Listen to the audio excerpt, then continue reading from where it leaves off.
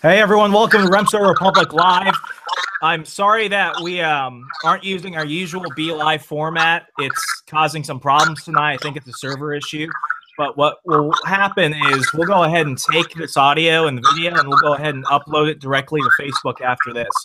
Tonight we have somebody that's going up in a highly contested race over in Alabama for Senator Luther Strange's seat. Luther Strange lost the GOP primary recently to Roy Moore, and recently Roy Moore has gotten himself into a bit of a hairy situation. The Democrat is taking this opportunity to seize on independents and disenfranchised conservatives. There is a libertarian running, but he has not seemed to catch much momentum out there. And several days ago, we had what is now the fourth person to enter the race. About an hour and a half ago, we had a fifth person enter, but this person is already getting some national attention over at the Rouser News and other outlets. Ladies and gentlemen, the independent writing candidate for U.S. Senate from Alabama, Mac Watson. Mac, thank you for joining the program. Thanks for having me, Remso. Looking forward to this. Awesome. Now I can't hear you. Can you hear me? Yes, I can hear you through. I tell you what, we may. Let me see. Hang on.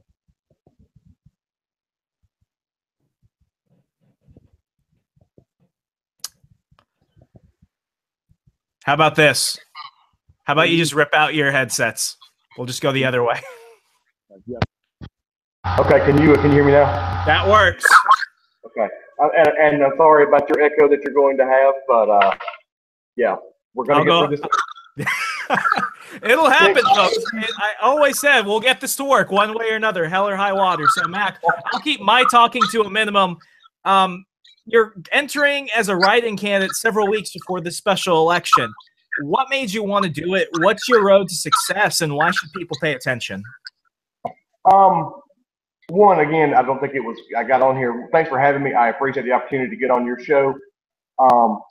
Speak my mind, let everybody know where I'm coming from with this. I actually launched my campaign 2 days after the runoff. I was frustrated with one. I was frustrated with Luther Strange and with Roy Moore being our two choices as a Republican Party. As a conservative, those are my only two choices that were going to be on the main part of the ticket. And I mean, you are familiar with the Luther Strange story. Some of your audience may or may not be, but Luther Strange was essentially appointed the spot in the Senate because of a sweetheart deal when he was the district attorney against our previous governor. He kind of gave him a sweetheart deal on his way out the door in order to get the Senate seat. So it was a dirty political move to get Strange in the Senate seat. And then when everybody started throwing money at the Strange campaign, it just became just Roy Moore versus Washington and the elites and Mitch McConnell and that kind of thing. So it came down to a flawed race between two of them, and somebody had to win. And I just said, I can yell at my television for 3 more years like I do currently, or I can get off my butt and do something. So Thursday night, September 28th, I believe, I launched my Facebook page. My wife came home from a business trip and said, I wish you would have told me you were doing this. So that was a fun time. And I told her, I said, Kate, we talked about it. And she said, Mac, if you did half the things that you said you were going to do, I would have left you a long time ago. So that was our conversation on how I got into the race here. And then, we just need a conservative voice. We need to put, and I've really gotten fired up this week, and I'm sorry from my soapbox here, Remso. But it's time that we start putting people over politics. And you look at both sides. The term has been overused this week is tribalism. That's all we're currently looking at is just the insane amount of tribalism that is taking place. Where if you're wearing the blue tie, whatever women the blue team touches is totally okay. And if you're wearing the red tie and you're going to vote our way on tax reform, whatever you've done in your past is also okay. And it's not okay for either one of them. Damn it, it's not okay for these people who collect paychecks from us. It's our money that is paying their salary. I would not, if I had a gardener, I would hold my gardener to higher standards. You know, I mean, I hold my brother to higher standards who I work with. He holds me to higher standards. Why? Why do we give them that pass? And so I started this kind of almost on the mad as heck, we're not going to take it anymore ticket. So that's kind of where I am.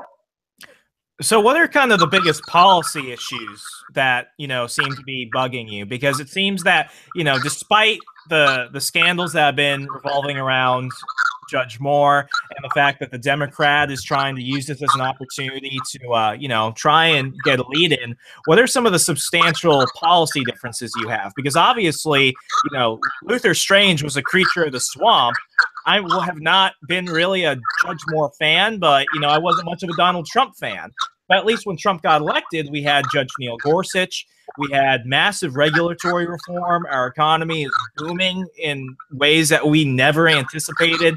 What are some of the distinct policy differences between you that other conservatives who are kind of on the fence of Judge Moore should consider? One of my biggest issues is that we can claim tax reform, until we limit spending, until we stop spending like drunken sailors throughout DC, the whole DC, the whole system. It's not a tax break; it's a tax deferment. We're going to have to pay that money back with interest at some point if we continue to spend more over our skis. If your household spent over your budget, at some point you got to pay the piper. It's the same thing with us. We've got to control spending. We've got to rein in the power of. This is one of my biggest things. We've got to rein in the power of Washington, D.C. And it really almost goes down to Congress's, it seems like their only job is to get reelected. And how they get reelected is by passing along to District 7, House District Step 7, or to the state of Georgia or the state of Alabama, the little add-on deals, the little court spending that we got rid of a while back, but we never got rid of. So we really have to cut the spending. We've got to cut all of the crap out of the spending, and we need to rein in members of Congress by having term limits. And 75% of the United States citizens want term limits, yet half the people that go to D.C. claim they want term limits, and the last thing we ever get is term limits. So we don't need career politicians that only grow the government in order to continue to get reelected. Who do you think is the biggest troublemaker when it comes not just, establishment elected officials, but also those in the Republican Party that have been failing us, whether it came to healthcare reform, our current foreign policy issues, all that stuff? I'm not a Mitch McConnell or Lindsey Graham fan at all. I think that those. I'm also not a John McCain or Susan Collins or Lisa Murkowski. I think a lot of those people really are way further left leaning than their little Republican R on their shirt lets on. I have very, very little respect for either McConnell or Lindsey Graham. Those are two I'm not fans of the way that they completely control. Well, McConnell completely controls the agenda, and McConnell loves to throw his weight around. And McConnell's wonderful little quote has always been, "We do have term limits. They're called elections." Well, when you can spend 3 times as much as the person that you're running against, that's like starting a 100-yard dash at the 30-yard line. I mean, there is no level playing field, and getting money out of campaign, having some type of campaign finance reform, I would also be for. But back to what you're asking. Do you remember 2 years ago when our side was claiming repeal? They passed it numerous times. And then about the third presidential debate, it became repeal, replace. I don't remember that page getting turned over to repeal and replace. And when we got the number of people in there that could repeal, they chickened out. At least enough of them chickened out that we didn't get anything passed. So, for the biggest thing, this is our sword, this is our shield for us to go into us as Republicans, and I'm a former Republican, to go into battle with, we did a poor job of going into battle with that when we had the majority. I absolutely agree with you. And when it comes to what you've said, I agree with you 110% on everything. But what we see is that ultimately there are going to be two people on the ballot. It's going to be Roy Moore and the Democrat. And we already know how the Democrats are. With Roy Moore, we don't know if any of the accusations are true or not. I believe in evidence. When they can start putting out more evidence that can be backed up and not constantly be tossed down, then, we'll make some choices off of that. But when it comes to just the policy issues at which you pointed out, Alabamans had a choice. They could get repeal and replace. They could get a lot of this moderate progressive light agenda, or they could vote for Moore, who not even President Trump endorsed during the primary. Trump endorsed Strange.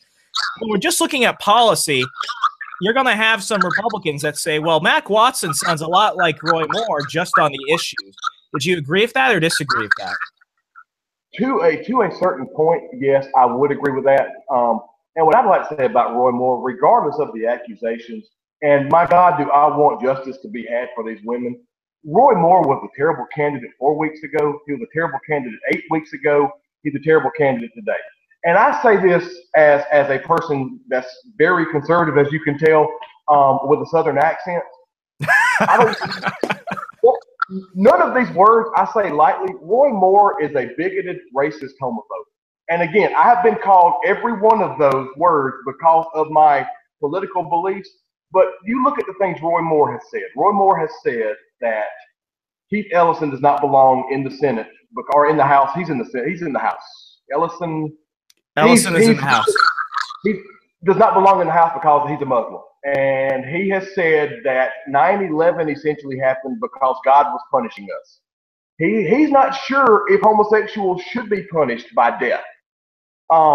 He said some crazy things in July, in the middle of primary season. We're talking August was the primary. Oh no.